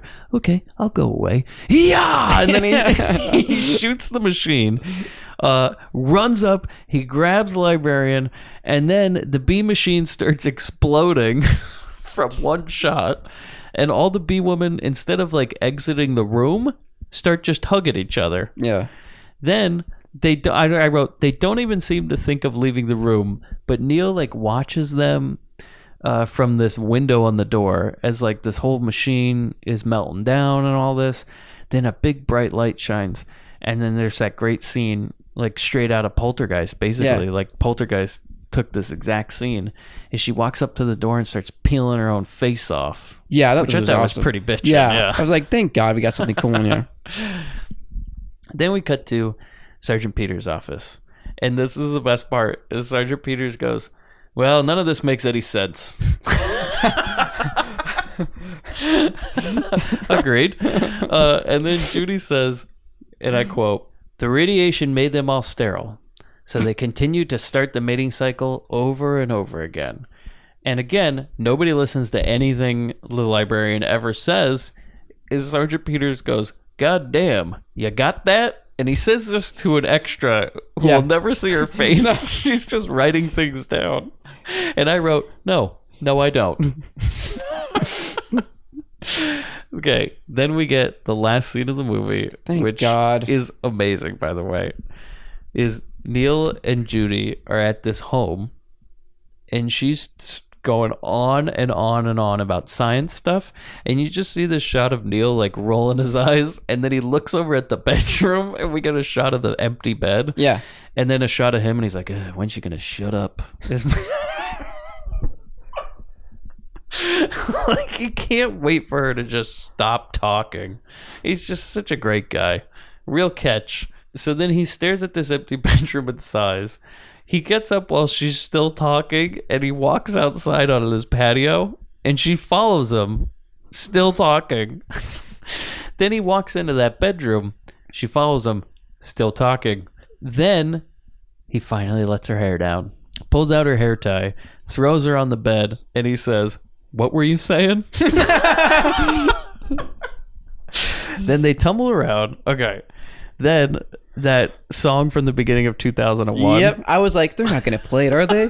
They're not going to play it. We cut to a shot. This movie cannot think so highly of itself as to use that song. I'll tell you, there's multiple references to 2001 in this movie. Yeah.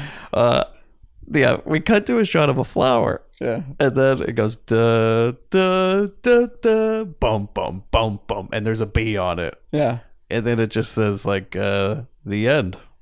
But when it goes to, da-da, that's when the bee shows up on it. This is a close-up of a bee. It's perfectly timed. So it builds up.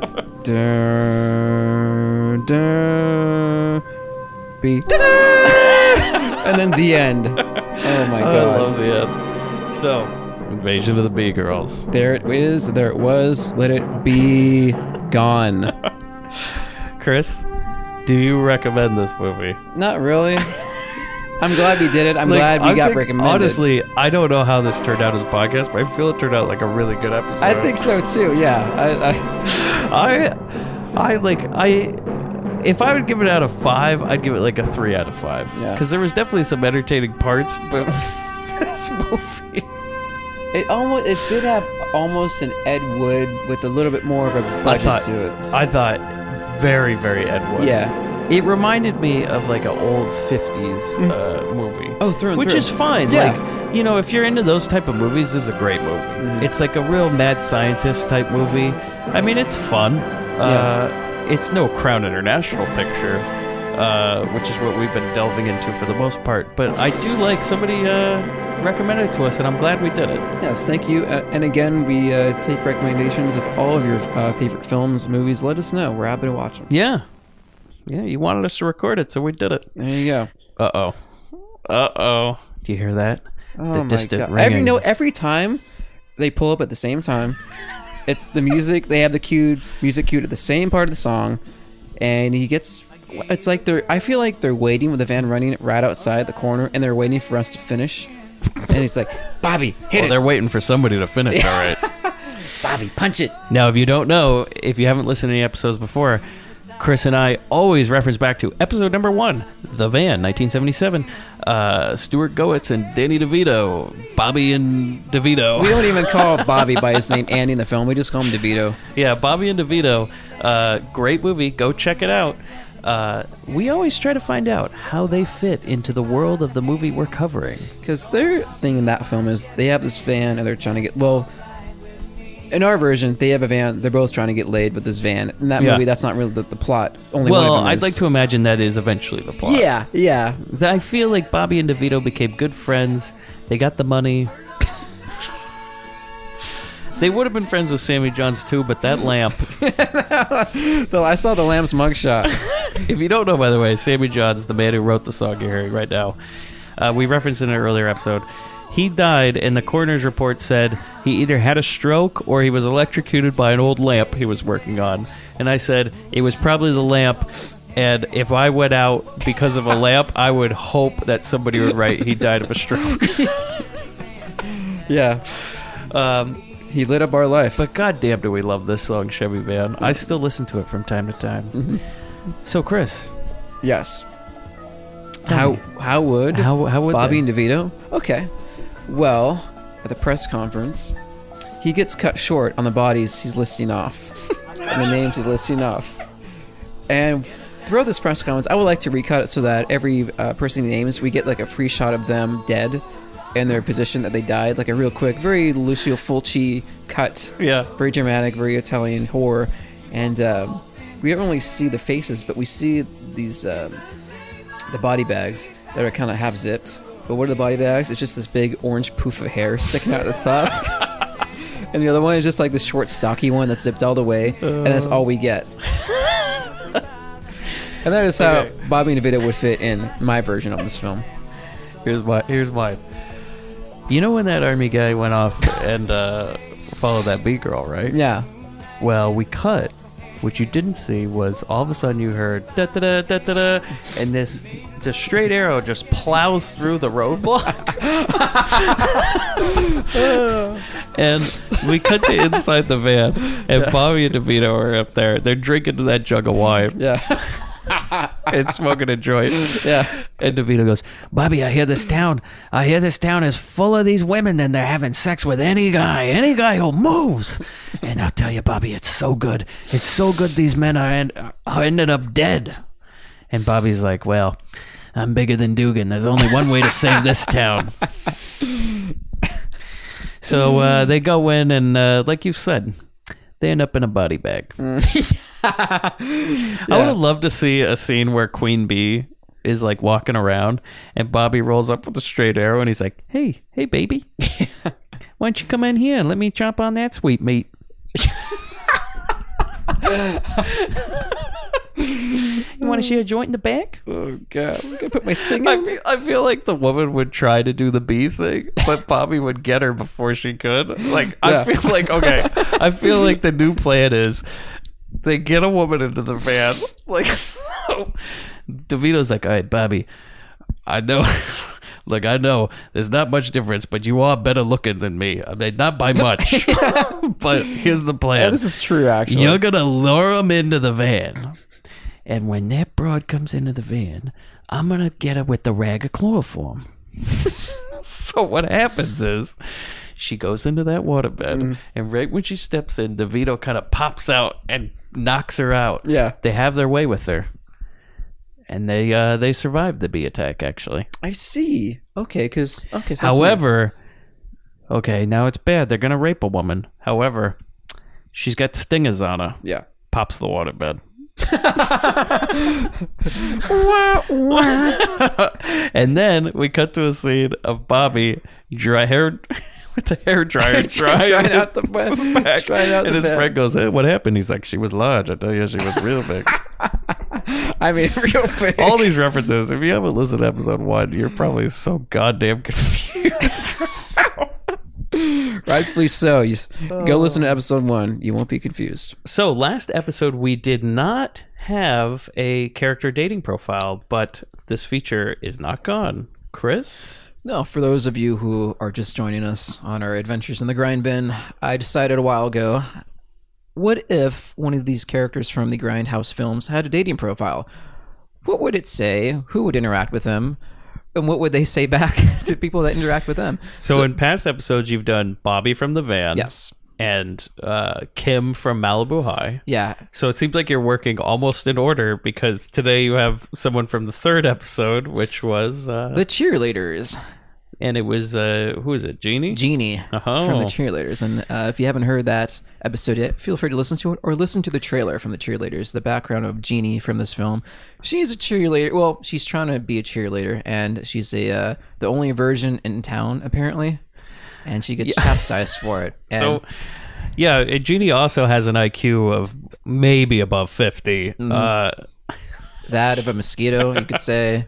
It's not harsh to say that. And also, definitely listen to the Cheerleaders episode because we have some great director's commentary from Paul Glickler in that one where he talks a lot about Jeannie and the actress who played Jeannie. It was very, very interesting. In fact, it was the Stephanie Fondue, the actress who played Jeannie. It was her birthday yesterday. So happy birthday, Jeannie. Happy birthday.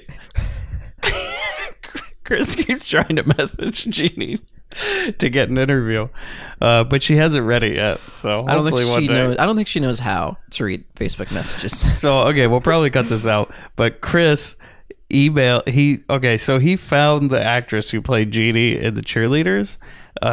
She lives in Canada, and Chris tried to send her a Facebook message. Just like I successfully friended her first. Oh yes, you did friend. Yes, I literally I'm like, no way when I saw it because I didn't know she'd accepted. I saw it as like on the left hand side it says your friends, and it kind of caught my gaze. I'm like, who is this? Oh my god, it's her. She accepted it. I was just going nuts. I had to call Mike. I sent you I was like 1 a.m. or something. Yeah, when I just got a screenshot. So I successfully friended a cheerleader from the Cheerleaders, and I sent a message to her wanting to be on the show, and she has yet to read it according to messages. So I sent a message to somebody from Malibu High on Facebook. I know she read it, but she never responded. I don't blame her. Worth a shot. My wife said the other day, you shouldn't try to contact those people. And I was like, why? And she goes, well, I was just reading Silence of the Lambs, and I guess Buffalo Bill's mother was someone that starred in exploitation movies. So, yeah. You wow. don't know. They breed a crazy kid who likes to wear his skin as a suit. So, with that, we continue on the journey of Grindbin dating. Our dating profile of the week is Jeannie from the Cheerleaders. Her profile on this dating site, which will remain anonymous, as do her suitors, will remain anonymous. We will go over the messages in the conversations. Her profile goes like this. She is 20 and from Los Angeles. Her summary goes like this. I've fulfilled my life's dream becoming a cheerleader at Omarosa. The road to the top was rough, but you have to ride it no matter how hard it gets. Go Omarosa. What I'm doing with my life. Cheerleading, starting college, determined to find that man in the bear suit. He was there, or at least I think he was. I'm really good at cheerleading, not getting any, saving the team from a loss. I'm ready to lie down for my team and give whatever it takes, which has saved our ass on more than one occasion. Go Omarosa. Favorite books, movies, shows, who gives a shit? The 6 things I could never do without. My cheer squad, and in parentheses, my girl Jovita knows how to walk in on a guy, end parentheses. Go Omarosa. You know what? I just thought of something. Does Omarosa have like a team name, or is it just Omarosa? I don't think they had a name. Like they couldn't even come up with like Omarosa Tigers or something. They probably did. We were probably distracted. Maybe it was else. the Bears. Maybe. Her other things she can never do without: beer, guys, and mini golf. I spend a lot of time thinking about where the guy in the bear suit came from. No one will believe me. On a typical Friday night, I am on a waterbed, finding that guy in the bear suit, getting giddy, mini golfing, and in quotations, popping up, end quotations, at a pizza joint. You should message me if you know what it takes for a girl like me to win. So, with that, let's start with some messages. Please tell me some guy said, "Oh boy, pepperoni." That's one of the messages. I wish. So, one of the messages. I can only imagine the messages you're getting for this one. I imagine they're way worse than Kim's. You would think, but I'll say they're endearing. They're charming. Oh. They are charming. Can't wait to meet our potential suitors here. Okay, so the first one, messages from suitors. He opens with so the rules for this are the lines I use are only lines from the movie. I don't use any other come-ons. These people come on to Jeannie. So just so anyone knows, I'm not reaching out. They reached out to Jeannie. Man, these lines are going to be real tough for Jeannie. Yeah, and you'll see. So this gentleman opens up at 7:20 p.m. with, "Good afternoon." Jeannie responds with, "There's malaria in the area." He responds with, "Where?" Jeannie responds with, Norman thinks I'm a piece of toast, ... buttered. He responds with, That was a line in the movie. Yeah. In fact, a lot of the lines I'm using aren't even hers. They're just lines all over the movie. Wow. So anyways. I love it. He responds to that with, sounds like someone buttered your bread, missy. I need scissor, 61. No idea what that means. What? I don't know. But Jeannie responds with, not why you look like a hag from the rag bag. He responds with, then I better snag some swag. Times of the essence, don't want to lag. Jeannie responds with, don't get your liver in a quiver. Go home, sit tight. This could be your night. Uh-oh. He responds with, think you got any room to brag? Jeannie responds, in exclamation points. This is where I break from that rule. Jeannie responds with, in all caps, that didn't rhyme, bitch. Game over. He responds, right after you put on those big girl pants and get ready for the dance, because this prom date doesn't put on anything in advance. Whoa. 5 minutes later, Jeannie doesn't respond to this. He again comes out done. with... Game over. He says, after that, you sound like a chola chick from 13, sweet and sour, a lean and mean fighting machine. Wow. 20 minutes later, he responds with, cat got your tongue, it ain't over till it's done. Well, I hate to tell you, but it is. I like that he kept trying. Like, dude, go away. Yeah. So the second one, we'll just whiplash through these all. He opens with, wow, a cheerleader. I hope I'm cool enough to talk to you. Jeannie responds, there's malaria in the area. He responds, oh snap, I better take my malaria pills then. Jeannie, not while you look like a hag from the rag bag. He responds, maybe this hag wants to play shag tag? Jeannie, I'm wise to the rise in your Levi's. Oh no. He responds, does this gal want to be my pal, or is she messing with my morale? He then says, I don't mean to be a creep, but I had to keep the rhymes in beat. Jeannie, you know why my thighs have a sty in your eye? He responds, please do tell me why. Jeannie, in all capitals. That didn't rhyme, bitch. Game over. He responds, that line did rhyme if you combine the last line you chimed. Jeannie, in all caps. No combinations. Game over. He responds, the girl didn't tell me the rules, so I apologize for being a fool. Jeannie, no response. Boom. At least he didn't keep messaging. Nope. And the last one, very, very last one, he opens with, your profile is a bit of a mindfuck. Jeannie, there's malaria in the area. He responds, what does that even mean? Jeannie, put a mule on the stool. He responds, the fuck is wrong with you? Jeannie, Norman thinks I'm a piece of toast. He responds, okay, I'm going to block you now. You got blocked. Yeah. Oh, I like that. So, I like that. Jeannie, hard up. Jeannie is hard up. Just can't get it done, just like in the movie. Can't get it done. Room full of them. Yeah. Just can't get it done. Well, thanks again for listening to another episode of The Grindbin. I'm Mike Wood. I'm Chris Mann. If you want to get in touch with us, grindhousefilm.com. Please join the conversation there. You can find us on iTunes. Please rate and review us if you like this show. Also, you can press that subscribe button. Get every new episode of The Bin delivered right to your phone. Never miss a bin. Hey, Yeah. There's my phone. Boom, another episode. Boom, boom.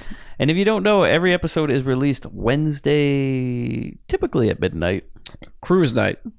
Cruise night, depending on if we get done editing it or not. Sometimes a marathon session. Yeah. If you have any more suggestions, comments, anything else, get in touch with us. We'd love to hear from you. And don't forget, we love to interact on the website, Twitter. Let's get this conversation going. And if you know or are anybody in any one of these movies or any movie from the exploitation era, please contact us. We really, really, really want to talk to you. We will make a special episode just for you. I'm looking at you, some people from the cheerleaders. I'm looking at you. And they're looking right back in disgust. We are lining up some interviews, hopefully soon. Yes. Been talking to some people, and it would be really fun. We'd really, really like to get some interviews on this show in the future. So if you have a project that you have completed, documentary, film, whatever it might be, let us know. Send us a copy. We will watch it, and we will talk to you about it. And you can promote it on this show on a special episode. And we are going to start having interviews with directors, writers, creators, actors, anybody who wants to be on it. We will promote your movie and watch it. Yeah, we're filmmakers as well. We get it. It's all family. It's all community here. Let's get it out there. Grind Yes, it. let's use this as a platform. Yes. Bobby, park the van. Hey, Bobby, I got the money. Yeah, I made the team. But you're a hooker. Get that goddamn thing out of your mouth. Spooky got no real poaching. Brenda.